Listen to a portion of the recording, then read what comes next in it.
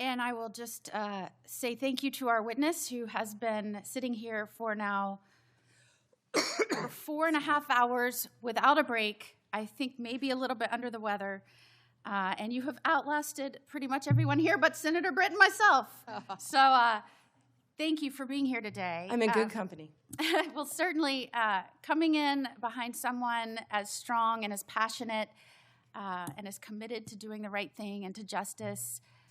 When you served as Attorney General in Florida, that was certainly a high bar that you set, and I was honored to come in after you as the Attorney General. You've touched on so many of the issues that you fought for in Florida that you are still fighting for now here in Washington, and whether that is protecting our children, protecting our law enforcement officers, protecting the rule of law, all of these things, your experiences, both personal and professional, are playing into how you are standing strong for what this country was built on in this role.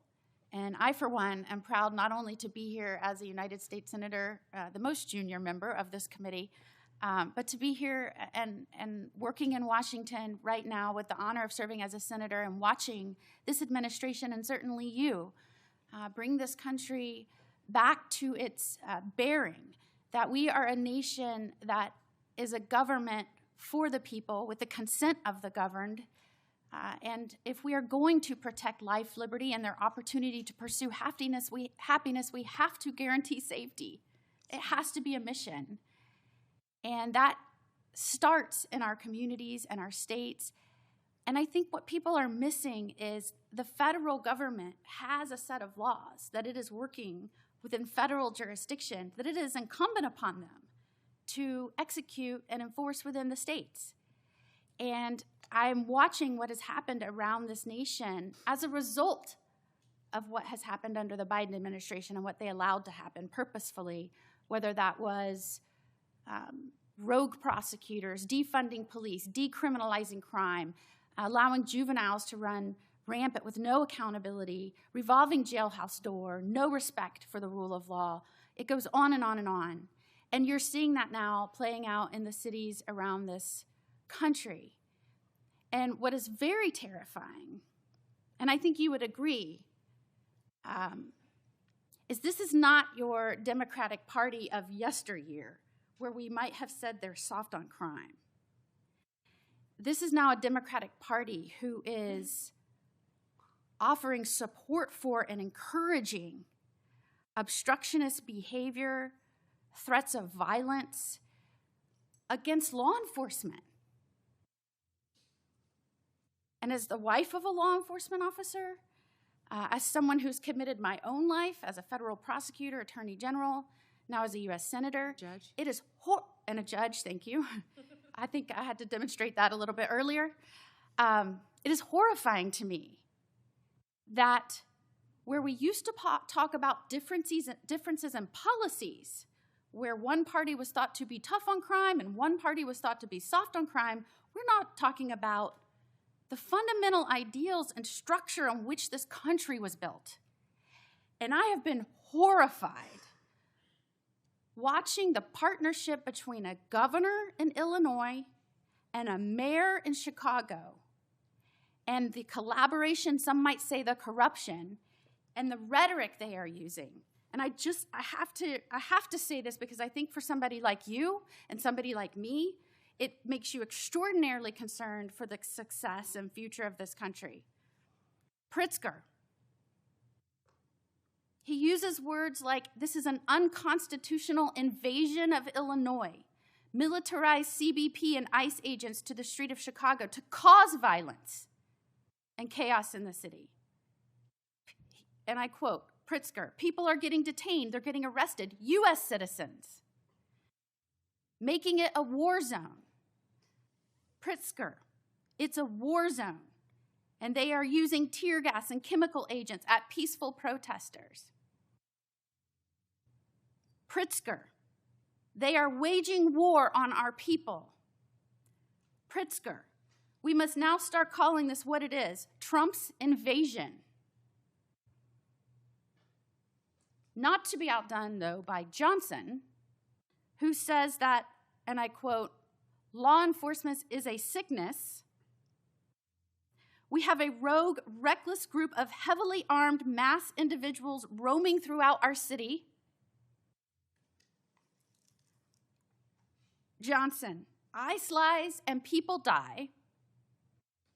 Johnson, the Trump administration must end the war on Chicago. Johnson, in the coming weeks, we will use this as an opportunity to build greater resistance.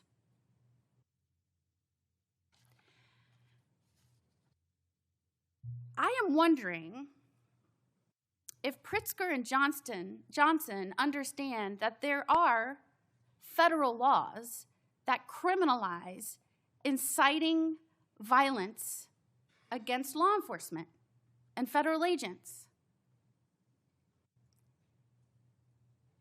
I am wondering if they are concerned at all about what their speech is doing and the danger it's putting not only federal agents in, that, by the way, swore an oath to protect other people, but the danger it's putting the citizens of their community in. Anytime you start pitting your own people against their own government, a government is only there at its core to protect rights and the safety of its people, that is incredibly dangerous. And I hear this rhetoric, and I think to myself, every foreign adversary of the United States of America in this country is saying thank you to the governor of Illinois and the mayor of Chicago. Thank you for doing their jobs for them, for undermining the strength and safety of this country, and for gaslighting the American people as we are trying to shore up the stability of our communities. And that puts you in such a remarkable, important position right now. You are the top law enforcement official in this country. And you have a responsibility to call out this rhetoric. And when it violates and crosses over from free speech into inciting violence, we have to call that out. We have to remind the American people that we are dealing with the aftermath of millions of undocumented allowed to flood into this country. I know because I litigated it and I fought against it. And when I had to get through litigation documents that showed their plan was to step back and let the border be overrun, when nobody believed that was happening, it was people like us that said, this is happening. They're allowing our country to be overrun.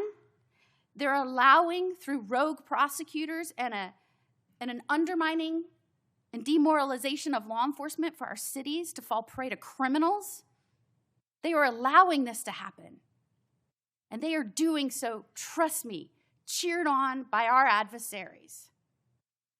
And it takes someone with strength and the ability to take the criticism for 4 hours and 40 minutes and sit here resolute in your commitment to uphold the rule of law. And I know the only reason that you can do that is because what you went through in your prior life, working hand in hand with law enforcement, seeing what their families went through, holding the hands of victims, not letting these people turn our heroes into villains, and certainly not letting these people make the United States of America appear anything other than what it is. It is a country that protects, first and foremost, our people's rights, and we do so by also guaranteeing with the consent of our government that we'll focus on their safety. And that is why I was so glad you started out this hearing with my mission is to protect the people and prosecute violent crime, and to make sure the corruption that happened again under the last administration can never happen again. And as you sat here today and you heard the affect of the people whose friends and colleagues and indeed even members of the judiciary whose phones were analyzed and traced from a grand jury subpoena, and they're just finding out last night, assuring them that you understand what that feels like and that you will not let it happen again, no matter how much they want to disguise accountability as weaponization. Thank you for being you, Pam the prosecutor, Pam the person that cares about this country and its people and the future of America. Thank you for being here today. Would you like to end with any comments? Thank you, Senator Moody. And you know, they may try to destroy our country, but they won't. They won't be successful, nor will our foreign adversaries, because we have the greatest president in Donald Trump, and he will make America safe again, and he will keep us safe. Thank you, Senator, and thank you for all you do. And we will keep the record open for a week. I know Senator Whitehouse wanted to offer some comments for the record and any other additional questions, and we'd ask that you respond to those. I'm sure he did. Thank you so much. And with that, the hearing is adjourned.